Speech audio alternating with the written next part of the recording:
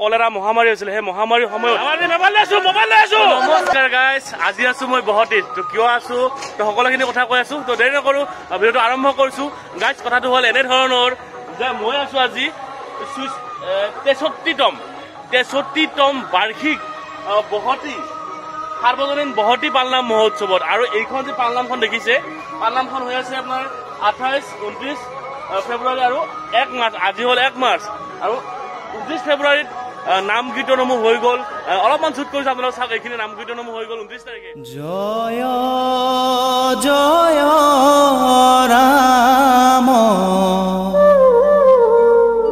জয় শ্ৰী ৰাম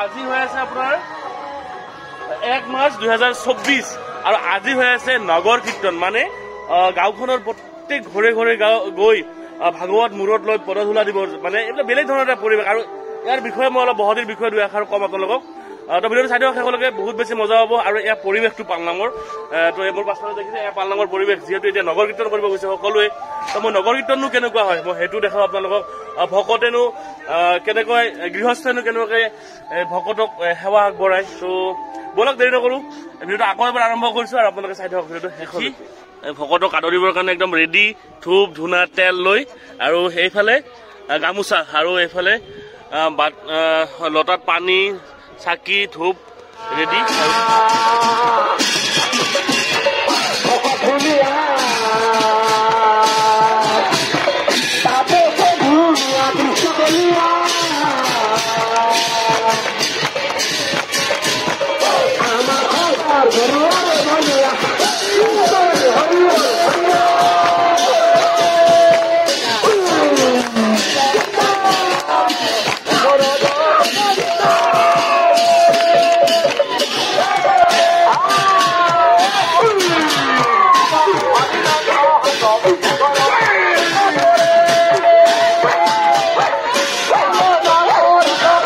সঁচাকৈ এক মনোৰম পৰিৱেশ মানে কি কম ভাষা নাই এনেকুৱা পৰিৱেশ এনেকুৱা আমাৰ অসমীয়া সংস্কৃতি সঁচাকৈ বহুত বেছি ভাল লাগিছে এইবাৰ মই আহি উপস্থিত হৈ খুব ভাল লাগিছে সঁচাকৈ কি বুলি ভাষা নাই যি ক'বলৈ এখন সুবিধা খুব সুন্দৰকৈ সজাইছে এইফালে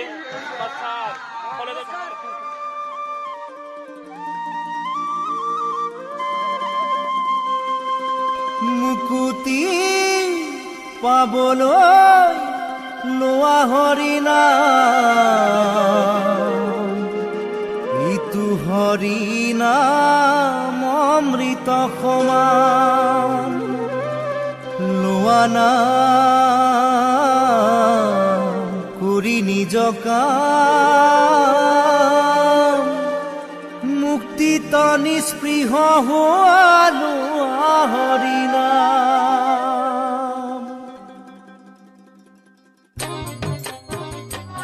এতিয়া বজাই আছিলো তাল মানে তাল বজাই বজাই ইমান বেছি ভাল লাগিলে মানে চাওঁক পৰিৱেশ সুন্দৰ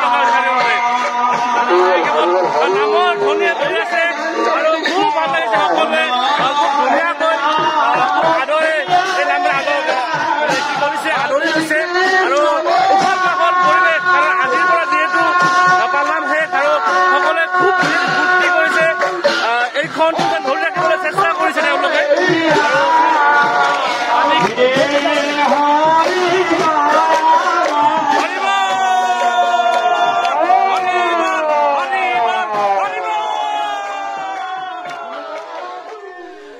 তো গাইজ সেনেকৈ পালনামত যি স্থাপন কৰা ভাগৱত, সেই ভাগৱত লৈ গাঁৱে গাঁৱে নগৰ কীৰ্তন কৰি ভকতৰ পদধূলিৰে গৃহস্থক আশীৰ্বাদ দি এনেকৈ আকৌ পালনামত উপস্থিত হল।